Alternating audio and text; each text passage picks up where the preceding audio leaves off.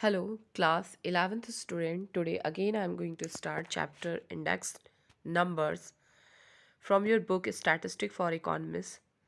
This is part 3rd and in this part the chapter is going to be over. Okay. Here we are going to study about consumer price index, wholesale price index, limitations of price index, okay, and other things. So first of all, what is consumer price index or cost of living index? We So we come to know about the general price index, okay, but these indices do not precisely explain how the change in general price level affect the cost of living of various classes of the society. So this is because different classes of people consume different goods and services. Accordingly, change in the price affect them differently. To know the effort of changing price on the living of the different classes of the society, we need a special type of price index that is called as a consumer price index or cost of living index number. Actually, this index number is very helpful to know that uh, the cost on different goods and services has increased or not increased. So it is very useful to understand that living in a particular area is now expensive or it is same, okay, and it is very helpful for the government to formulate different policies, like when government is announced TADA, they approach CPI, okay. Now, in India, it is constructed for the following consumer group: for industrial worker, urban non-manual employees, agricultural laborers. So CPI is constructed for these different consumer groups. Remember these groups. Now, construction. What steps we have to follow? So first of all, we have to decide consumer class. We are going to construct a CPI for whom? For the teacher, for the agricultural labor, for government employee, for industrial labor. So first we have to decide the group. Then information about the family's budget. So we are going to get the following information for this: commodities they are consuming, how much quantity they are consuming, price of these goods, how much money they are expending, okay, and what things we include. We include food, clothing, fuel, light, house rent, education, health, sanitation, and miscellaneous. So these are the goods and services within that we are going to construct this CPI. Now, next question is of choice of base year. So, for the CPI, 2011 to 12 is decided as a base year. Information about the price. So, it is based upon retail price. Okay. Now, weights.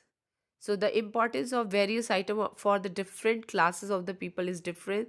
So, therefore, the selected item should be given weight according to their relative importance. So there are two methods to give weight: quantity weight. So in the quantity weight proportion to the quantity consumed in the base period. किस proportion में consume कर रहे हैं, and it is based upon the expenditure, how much money expended on a particular good. Okay, now how it is useful. The first, formulation of price policy. So when government is going to decide TADA or other things, are following the policy, so it is helpful. Wage adjustment, same thing. Measurement of real value. So with the help of the CPI, we are actually come to know कि our salary that is increased, it is increased or it is just a nominal increase. Okay. Analysis of the market. So it is very helpful to come to know about the prices, about the demand and supply of the product. National income deflator.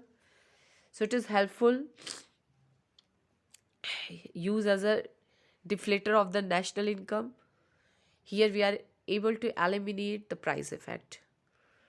Now, different in standard of living, because different class consumer groups having different taste preference, so their goods and services is different. So we come to know about a standard of living of different classes by constructing CPI. Differences with price.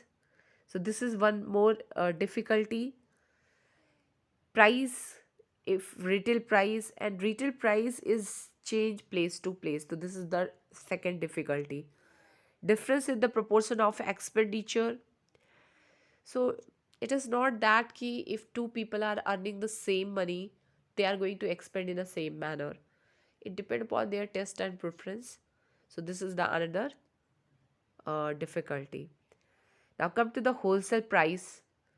So wholesale price measures the relative change in the price of the commodity traded in the wholesale market.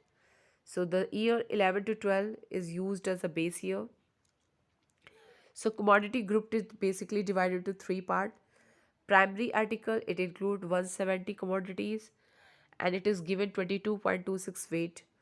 Fuel, power, light and lubricates, it includes 16 items and it is given weight 13.15.